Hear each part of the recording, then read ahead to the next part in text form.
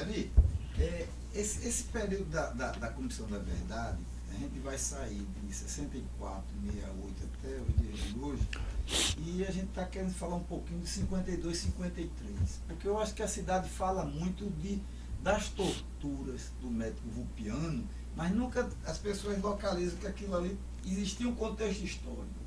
O que foi que aconteceu na base aérea de Natal entre dezembro de 52 a abril de 1953? Na minha concepção, na minha apreciação, eu terminei de ler aquele documento, eu fiquei estarrecido, né? Não surpreso, mas estarrecido de como o poder, né, o poder militar, o poder da força, é possível cometer atrocidades como aquela. E num ambiente em que o Brasil, a luta que se havia no Brasil, pelo que eu constato pelos documentos, em 52, era aquela luta pela independência do Brasil, pela defesa do petróleo, pelas questões mais candentes na época. Não era luta para subverter, nem matar ninguém, nem coisa nenhuma.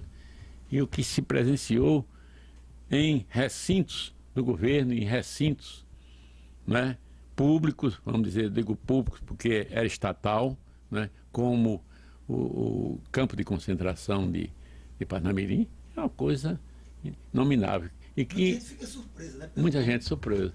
Como pode haver? Como é que é? Isso existiu aqui, né? E Mas a cidade fala muito das torturas de Vulpiano, né? Fala. O que é que Vulpiano falava sobre isso? Você conviveu com Vulpiano. Fala um pouco sobre isso. Não, o Vulpiano, Vulpiano tem uma capacidade, é como Luiz Maranhão, filho.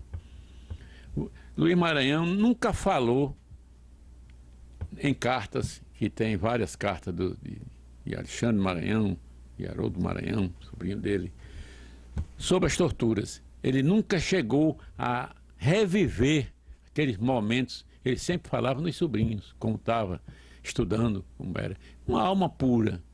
Como o Vulpiano também. Nunca reclamava. Ele, vamos dizer, protestava, né? Ele se indignava, né?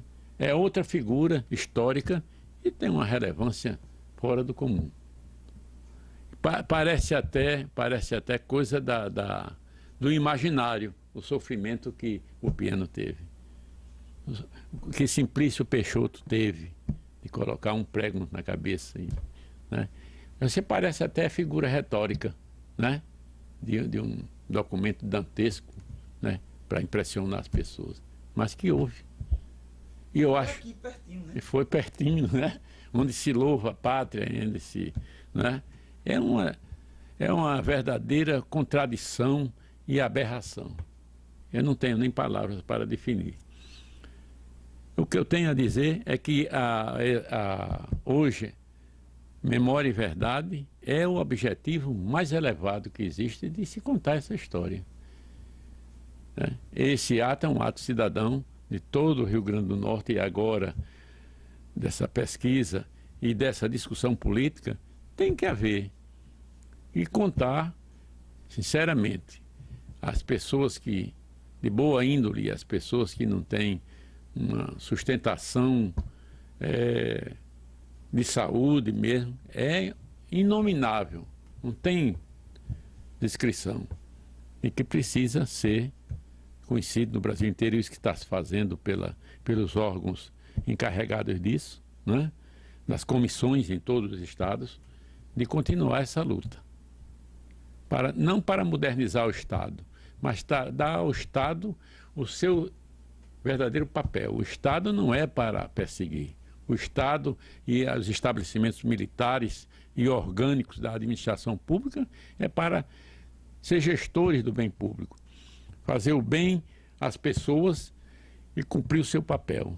E não esse massacre, né, que hoje está se discutindo. Eu acho que em boa hora, porque relembrar é preciso, relembrar para discutir, relembrar para que as gerações, as universidades, os grupos sociais, as redes sociais tenham conhecimento.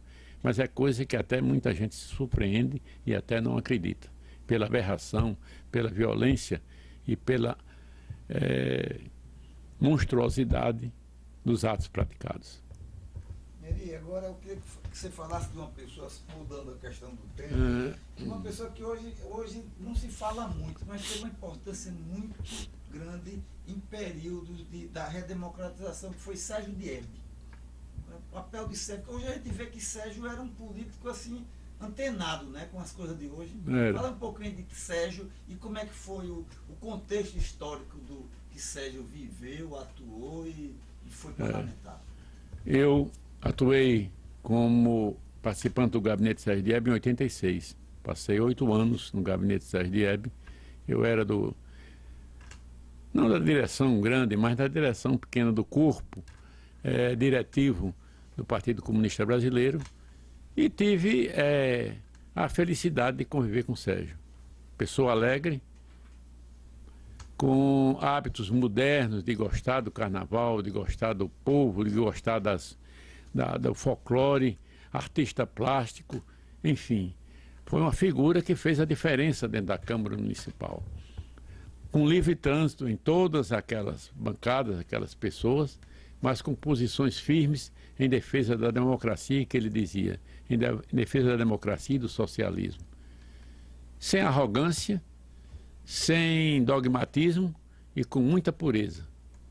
Sérgio Diebe marcou um tempo, uma época, né? E um pensamento de pessoas que podem ser da classe média, mas que têm pensamentos avançados das classes populares, de defender as coisas principais dentro do parlamento. Um conceito de parlamento, que o parlamento é para defender as causas populares, para defender a democracia. O parlamento potiguar, o parlamento natalense, foi aberto às discussões políticas por iniciativa de Érico de Souza Rackrati, no início de 68, no período de redemocratização e de discussão das prisões, das liberdades.